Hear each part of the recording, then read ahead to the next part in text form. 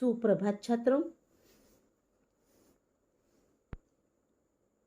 BA द्वितीय वर्ष के सभी छात्रों का कैलाशवासी रमेश वरपुड़कर महाविद्यालय सोनपेट के हिंदी विभाग में स्वागत है।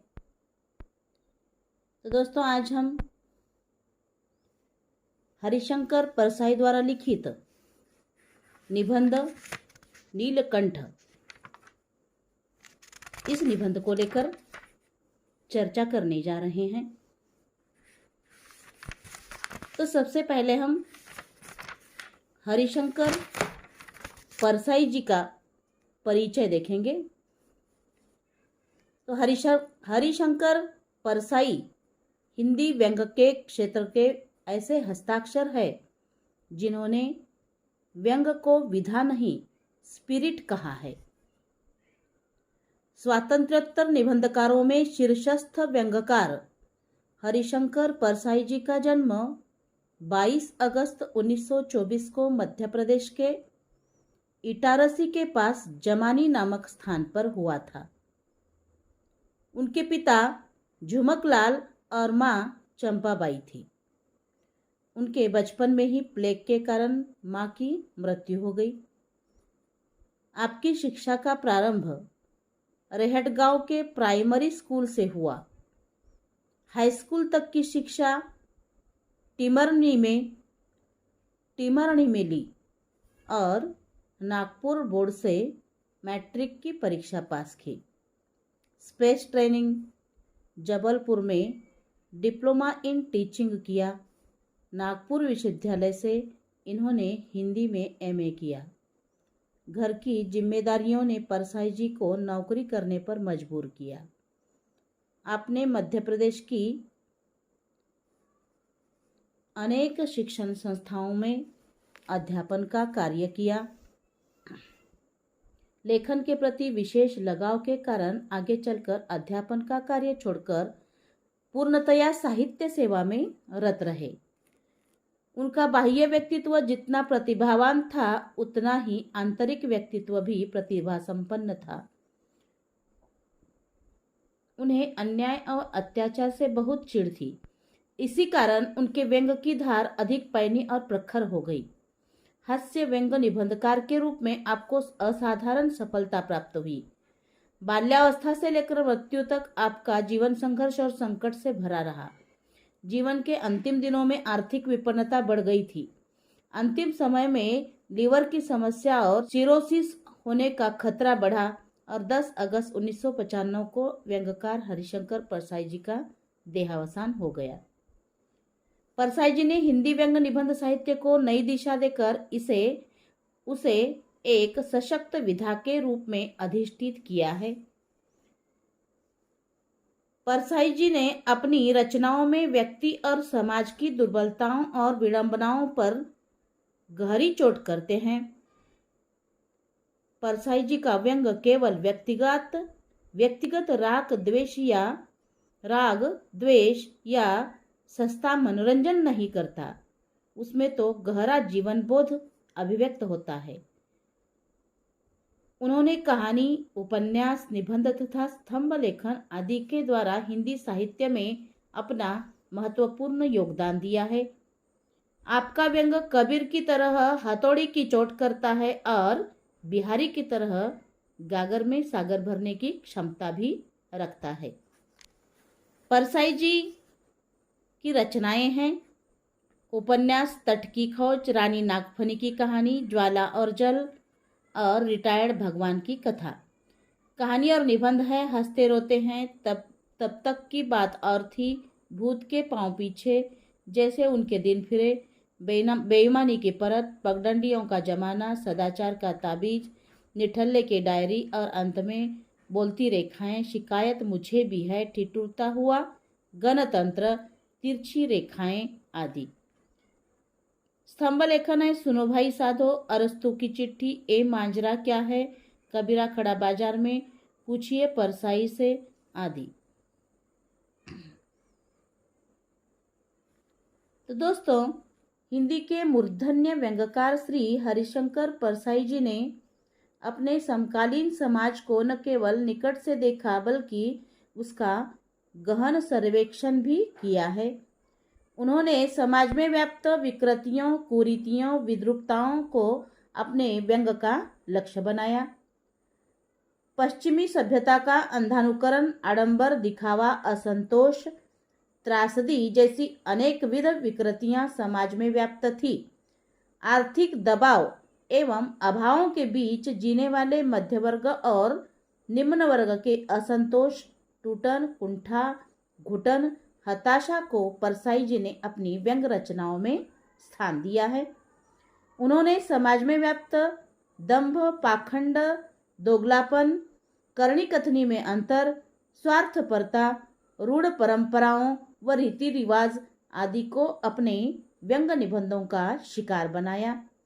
समकालीन समाज का वास्तविक और जीवंत दस्तावेज अब हरिशंकर परसाई जी ने अपने निबंध में प्रस्तुत किया है। तो इस तरह से नीलकंठ इस निबंध में निबंधकार नीलकंठ व्यंग निबंध में व्यंगकार हरिशंकर परसाई जी समाज में व्याप्त नीलकंठी प्रवृत्ति पर व्यंग करते हैं, जो दुख का व्यापार कर उसका ढिंडोरा पीटकर प्रदर्शन करती है। नीलकंठ निबंध के द्वारा परसाई जी कहते हैं कि भगवान शंकर भी विष पचा गए, परंतु नीलाकंठ दिखाने का लोभ रोक नहीं पाए। आज तो यह प्रवृत्ति अत्यधिक बढ़ती हुई दिखाई देती है कि जहर तो कम से कम पिए और कंठ अधिक से अधिक नीला दिखाए। कोई कोई तो गले पर शाही पोतकर ही नीलकंठ बने घूम रहे हैं। मनुष्य अपने दुख का प्रदर्शन कर समाज से मान्यता प्राप्त करना चाहता है। इस बात को नीलकंठ इस निबंध के माध्यम से लेखक हमारे सामने प्रस्तुत करने लगे हैं और समाज में मनुष्य अपने दुख का प्रदर्शन कर समाज से मान्यता प्राप्त करना चाहता है और इसी दुख के चस्के ने यहाँ दुख का व्यापार फैला दिया है। तो कहीं कहीं पर गरीबी दिखाने की तीव्र लालसा दिखाई देती है।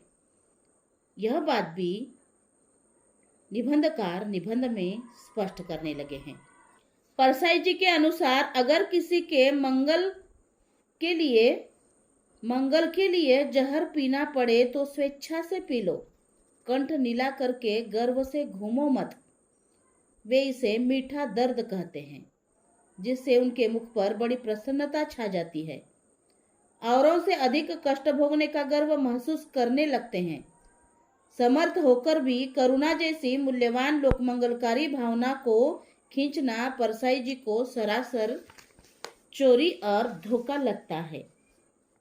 और आज समाज में ऐसे धोखेबाज चोरों की संख्या बढ़ गई है। यह बात लेखक व्यंग के द्वारा स्पष्ट करने लगे हैं।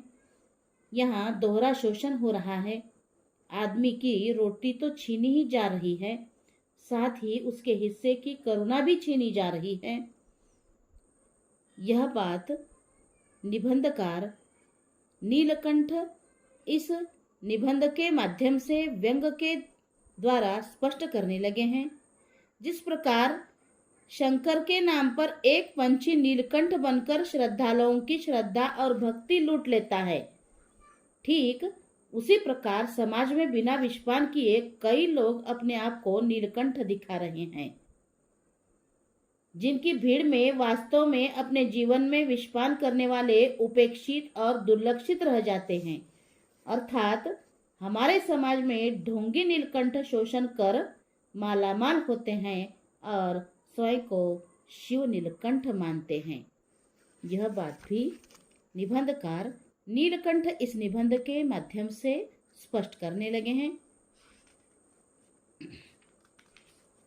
निबंधकार कहने लगे हैं, निबंध में कहते हैं, शंकर ने जहर पी लिया था। जिस हलाहल की ज्वाला से चराचर सृष्टि अकुला उठी, उसे शंकर सहज ही पी गए। बड़ा अच्छा किया, बड़ी बहादुरी की। पर एक प्रश्न उठता है मेरे मन में कि कंठ को नीला क्यों होने दिया? जो इतने अलौकिक शक्ति संपन्न थे, वे यदि चाहते तो क्या कंठ का रंग हस्बे मामूल नहीं कर सकते थे? फिर चाहा क्यों नहीं? शायद इसलिए कि लोग कम से कम यह जान तो ले कि उन्होंने जहर पिया है। भला यह भी कोई बात है कि विष भी पिए और लोगों को मालूम भी न हो? नीला कंठ दिखाने का लोभ शंकर से संवरित नहीं हुआ। वे विष तो पचा गए, रंग नहीं पचा गए पाए। रंग पचाना आसान नहीं है। मुझे तो संदेह है कि यदि कंठ नीला पड़ने का यकीन न होता तो शायद शंकर विष पीने से इनकार कर देते। निबंधकार आगे स्पष्ट करने लगे हैं कि स्वेच्छा से विषपान करने में नीलकंठता एक बड़ा आकर्षण है। अपनी कोशिश यह होती है कि जहर तो कम से कम पिए, पर कंठ अधिक से अधिक नीला हो। और कोई कोई तो गले पर नीली शाही पोतकर नीलकंठ बने फिरते हैं। एक उदाहरण लेखक देने लगे हैं कि एक सज्जन स्वतंत्रता संग्राम में भाग ले चुके थे। हमारी स्वातंत्र्य सेना विजयी हुई। परंपरा है कि युद्ध में विजेता पक्ष विजित में लूट मार करता है, पर हमारे इस संग्राम में विजित पक्ष तो 7 समुंदर पार नए बम बनाने लगा। उसे कैसे जाकर लूटते? इसलिए विजेतों ने एक नई परंपरा चलाई, अपने ही पक्ष में लूटमार करने लगे। उक्त सज्जन लड़ाई में पहली कतार में थे। इस नए शूर कर्म में अंतिम कतार में हो गए। कुछ हाथ नहीं लगा, तब वे बैठे बैठे घाव दिखाकर सहानुभूति अर्जित करने लगे। स्वतंत्रता संग्राम में कुछ लोगों को निठल्लेपन के संस्कार भी दे दिए थे। ये मजे में बैठे बैठे कष्ट भुगतने लगे। लोग कहते वह बेचारा बड़ी तकलीफ उठा रहा है। वे सुनते बड़े प्रसन्न होते। ऐसा आनंद और गर्व अनुभव होने लगा कि यदि कहीं कोई काम धंधा मिलता तो भी वे नहीं करते। और इस तरह से बैठे बैठे ही गर्व का अनुभव वे लेने लगे थे। स्वातंत्र्य शूर नौकरी कैसे करे? विक्टोरिया क्रॉस वाला किसी सेठ के फाटक पर पुरानी वर्दी में चौकीदारी कैसे करे? कुछ दिनों में घाव भर गए और उन्हें देखने वाले कम हो गए। तब उन्होंने एक अच्छी नौकरी कर ली। और इस तरह से आत्मीय की मृत्यु पर सिर मुंडाने के और चाहे जो कारण हो, लेखक इस तरह से आगे निबंध में स्पष्ट करने लगे हैं। अनेक उदाहरण भी निबंधकार देने लगे हैं। कहने लगे हैं निबंधकार की आत्मीय की मृत्यु पर सिर मुंडाने के और चाहे जो कारण हो, यह तो है कि दुख स्पष्ट दिखे और उसे समाज में मान्यता मिले। सिर मुंडाकर अजब धज बनाए। जब कोई परिचित मिल जाता है तो इस बेचारे के हृदय में चाहे उस क्षण आनंद हिलोरे ले रहा हो, पर उसे देखकर यह एकदम मुंह गिरा लेता है। पूछता है बड़ी गंभीरता से, क्यों भाई, सब कुशल तो है? भैया माताराम नहीं रही। उसे अभ्यास से मंजा हुआ उत्तर मिलता है। वह मुंह और लटका लेता है। राम राम भैया, बड़ा बुरा हुआ। क्या बीमारी थी?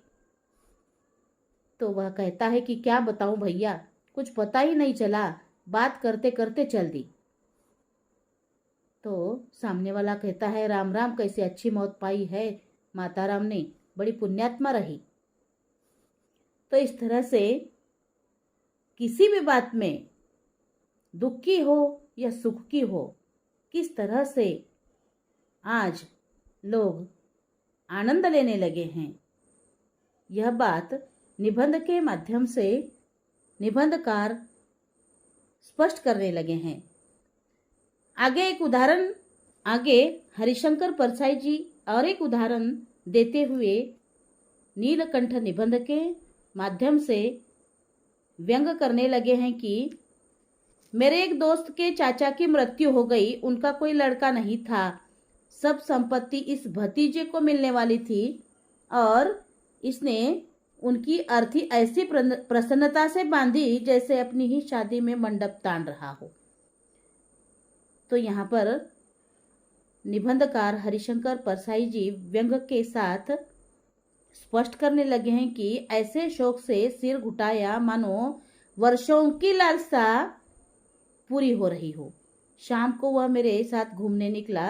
रास्ते में जो परिचित मिलता उसी से वह उदास मुंह बनाकर कहता, भैया तुमने तो सुन ही लिया होगा, हम पर वज्रपात हो गया है।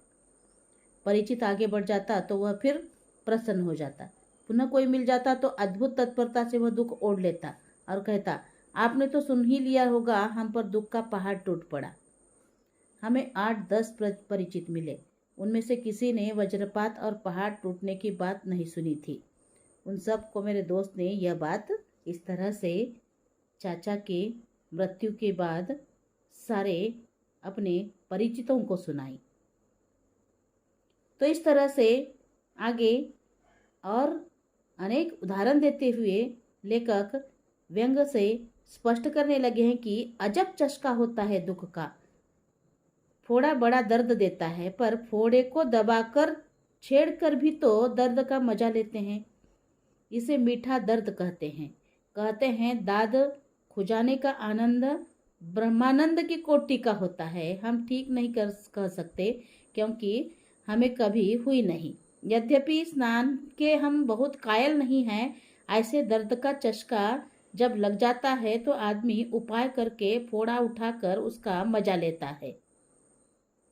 फिर तो दर्द व्यसन हो जाता है और इसी से प्राण रस भी मिलने लगता है। तो इस तरह से लेखक अनेक उदाहरणों के द्वारा व्यंग के साथ स्पष्ट करने लगे हैं कि एक भले आदमी को मैं जानता हूं जिन्हें दर्द का चस्का लग गया था। एक आदमी उनसे 200 रुपये ले गया।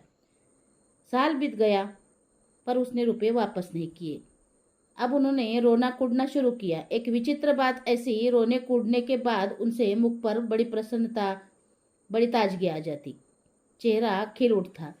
कर्जदार ने एक दिन उनसे कहा कि हर माह 50 के हिसाब से मैं आपको 4 माह में रुपये चुका दूंगा। तो इस तरह से 50-50 रुपये 4 महीने में देने के बाद 200 रुपये चुकता हो जाएंगे। वह 50 तुरंत देने लगा, पर यह सज्जन लेने को तैयार नहीं। कहने लगे, नहीं भाई, हम ऐसा नहीं करते, जैसे 200 ले गए थे वैसे ही दे जाना। वह मान गया और फिर कभी नहीं आया। इधर ये भले आदमी हर मित्र सामने दुखड़ा रोते।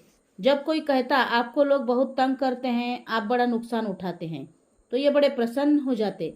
मुझे बड़ी देर बाद समझ में आया कि उन्होंने रुपया क्यों नहीं लिए। यदि ले लेते तो रोने कूदने का मजा नष्ट हो जाता। 200 रुपये उन्होंने दुख के बैंक में डाल रखे थे और कूड़ना तथा शिकायत के रूप में जो ब्याज मिलता उससे गुजारा करते थे। ऐसे आदमी मुझे हठयोगी लगते हैं, कांटों पर पड़े हैं और भीड़ देख रही है। तो इस तरह से लेखक इस तरह से व्यंग करने लगे हैं। नीलकंठ इस निबंध में आगे स्पष्ट करने लगे हैं, एक बात और है, जब हम यह अनुभव करते हैं कि हम औरों से अधिक कष्ट भोगते हैं तब हमें गर्व होता है। दूसरों की दृष्टि में भी हम गौरवशाली बनना चाहते हैं और दर्द का ताज सिर पर रखे घूमते हैं। दुख पूज्य माना गया है और दुख को पूज्य बनाने में सबसे बड़ा हाथ दुख देने वाले का है। दिन धन्य है क्योंकि वही स्वर्ग के अधिकारी होंगे। ईसा ने कहा है, ईसा तो कहकर निपट गए पर उनके अनुयायियों ने इसका अक्षरशः पालन किया। स्वर्ग का राज्य दिनों के लिए अलग छोड़कर पृथ्वी का राज्य खुद भोगने लगे, पर स्वर्ग के राज्य के अधिकारी भी तो बनना चाहिए। यही सोचकर ईसा के भक्तों ने कितनी ही कौमों को, करोड़ों आदमियों को दीन बना दिया। और इस तरह से अनेक उदाहरण लेखक व्यंग के साथ देने लगे हैं। हम नहीं जानते यह स्वर्ग का राज्य कहाँ है। पृथ्वी पर तो वह अभी तक नहीं आया। साम्यवादी दावा करते हैं कि वे दीनों का राज्य स्थापित कर रहे हैं और इस तरह से साम्यवादियों पर भी लेखक व्यंग करने लगे हैं। जो दुख की केवल जय बोलते हैं, कहते हैं कि दुख आदमी को महान बनाता है, वे सरासर धोखा देते हैं। दुख आदमी को बड़ा भी बना सकता है और नीच भी, मन को उजाला भी कर सकता है और काला भी। वे घोर निराशा से ग्रस्त होते हैं जो दुख का हाथ जोड़कर स्वागत करते हैं। पधारो महाराज, हम तो कृतार्थ हो गए। मानो इस तरह से दुख के लिए वे कहते हैं। दुख तो त्याज्य है, घृणित है, पर इसे किस कदर आसमान पर चढ़ाया गया है। कहते हैं, गर्दिशे अय्याम तेरा शुक्रिया, हमने हर पहलू से दुनिया देख ली। ठीक है, दुनिया तुम्हारे सामने खुल गई, दोस्त धोखा दे गए, अपने पराये हो गए, पर तुम्हारा हाल क्या हुआ? तुम्हारा तो कचूमर निकल गया। भला यह भी कोई संतोष हुआ कि हम डूबे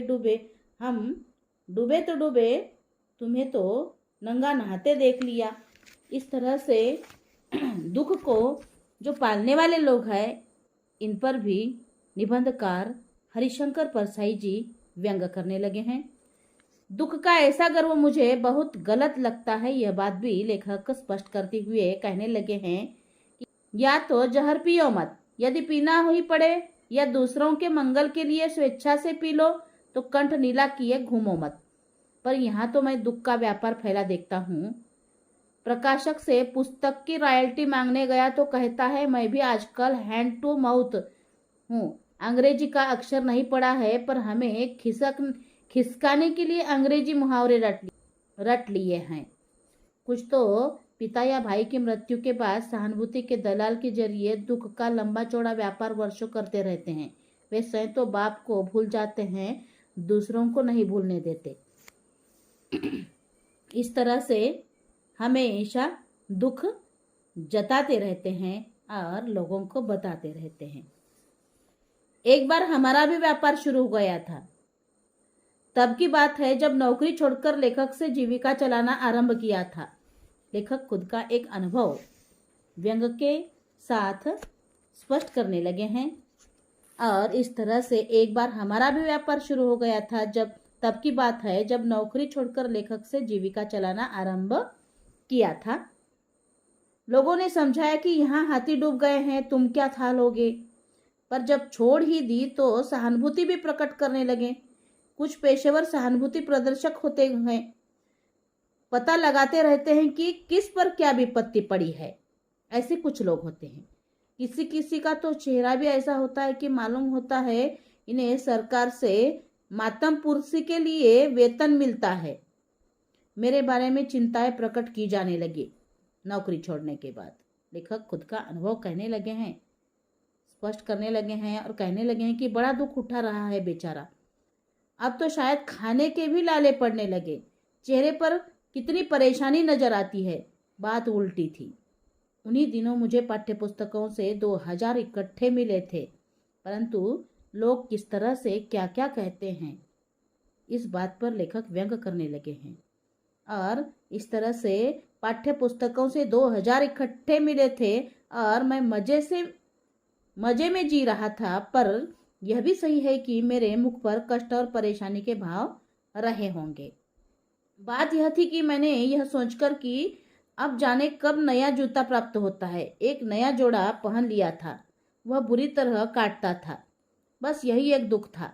मैंने जूते को छोड़ नहीं रहा था। जिंदगी भी तो कितनों को काटता हुआ जूता ही है, पर पहने रो रहे हैं। मैं पानी पीकर जहर पीने का श्रेय ले रहा था।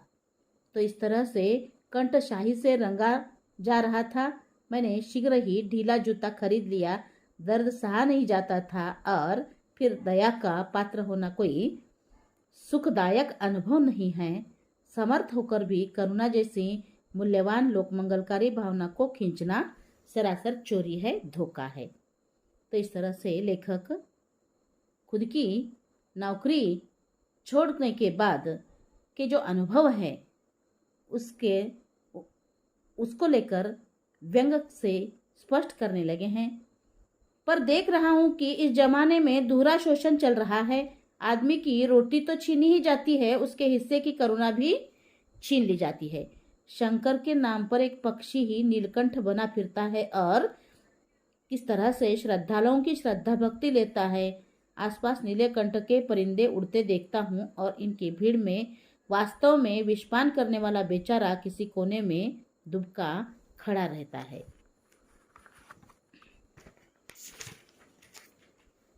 तो इस तरह से नीलकंठ। इस निबंध में व्यंग्यकार हरिशंकर परसाई जी समाज में व्याप्त नीलकंठी प्रवृत्ति पर व्यंग करते हैं। धन्यवाद।